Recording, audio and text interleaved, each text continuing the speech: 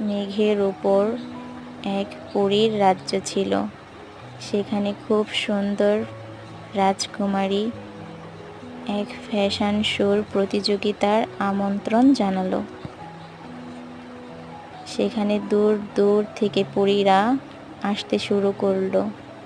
একটি পরী ছিল, সেখানে ফ্লোরা নামের এক খুব সুন্দর বুদ্ধিমতী পরী এই খবর পেল। ফ্লোরার খুব ভালো লাগলো।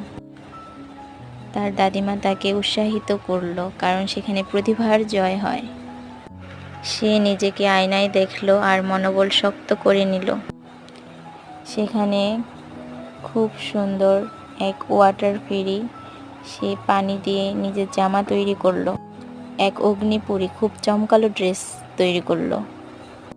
ওখানে বিদ্যুৎ পরীও খুব চমৎকার ড্রেস তৈরি করে।